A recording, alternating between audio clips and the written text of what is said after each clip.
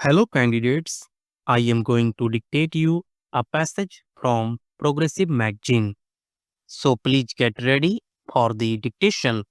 The dictation will start after 15 seconds.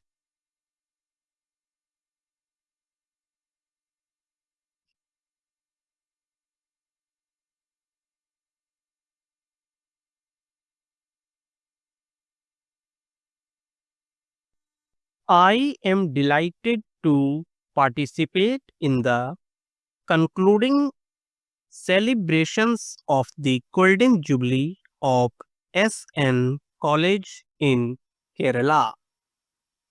Meeting students and young people is always a matter of joy for me.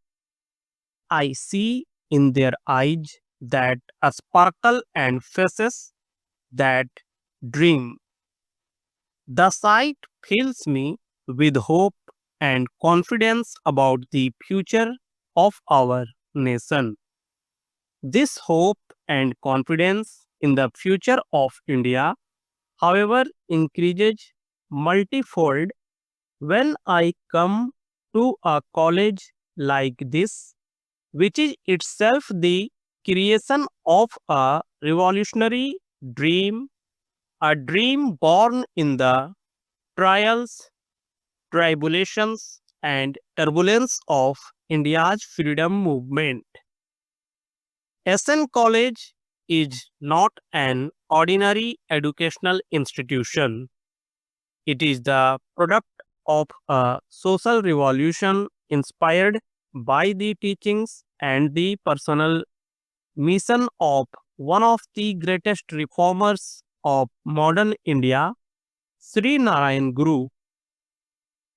It opened the gates of education to those sections of our society which were denied the opportunity in the orthodox social order.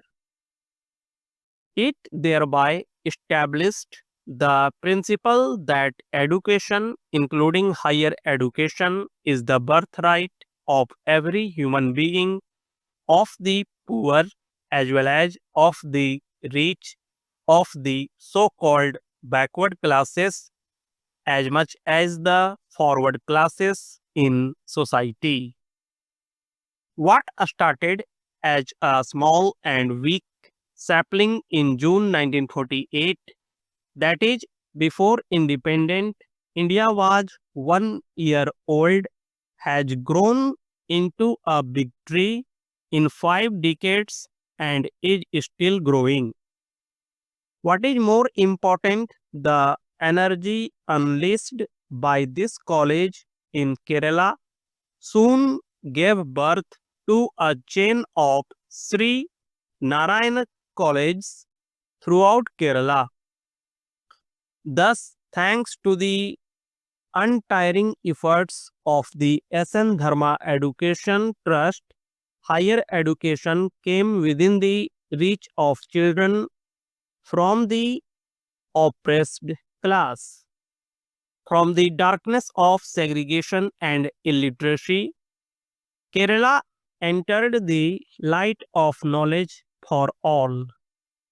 I therefore bow my head before the memory of this great saint, Sri Narayan Guru, for his contribution to the social transformation of Kerala and India.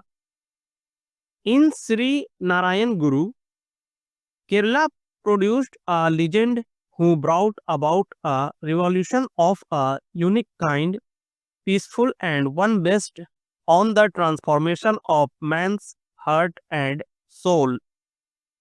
The teachings were anchored in the ageless spiritual and cultural values of India. Precisely for this reason, his clarion call against social discrimination, one caste, one religion, one God for man, had a durable effect and brought about social stability in our national history as such. Unfortunately, these spiritual and social values had been abandoned and overtaken by the very priestly class which was supposed to uphold and propagate them. The oppressive religious orthodoxy divided the Hindu society into many castes and subcastes. Some of the castes that were condemned to the lowest rung of the social hierarchy became not only untouchable but also unapproachable. Swami Vivekananda, who visited Kerala in 1882, had expressed deep displeasure about the prevailing social order. Today, 100 years later, the whole world talks of a Kerala model as a tribute to your state's commendable progress in the social sector, in the fields of education, healthcare, and women's empowerment. Many noble men and women have contributed to this transformation. Srinarayan Guru's name will figure high in this list. It is perhaps not so coincidental that the last idol that Srinarayan Guru consecrated at the Sivgiri ashram was that to Saraswati, the goddess of learning. Srinarayan Guru's teachings have a great relevance even today, and not only for the society in Kerala. Indian society has come a long way from the time when Sri Narayan Guru lived and struggled for social equality and justice. Still, we have a long way to go. It is therefore necessary to look at social reformers like him as the guiding light in our march towards a new India, an India of care and compassion for all, and an India of unity and harmony among all our diverse communities. Friends, education is the best instrument to rebuild our nation into a new India that we all collectively dream of. Kerala has taken the lead in achieving near total literacy. It has also established a chain of educational institutions that cater to the needs of all the communities in your state. Now, looking to the future, your state needs to scale higher levels of achievements in education. I would like to see Kerala to create more and more centers of excellence in education. The centers should attract the best students from not only other parts of India but also all over the world.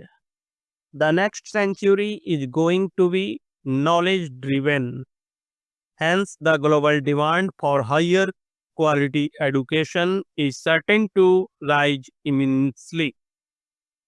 If India can create centers of excellence in scientific, technical, medical, management, and humanities education, they will become the preferred campuses for students all over the world. They will also earn valuable foreign exchange for the country. In many ways, Kerala is ideally suited to take this new and ambitious step in the march of education. The matchless natural beauty that Kerala offers is ideal for learning.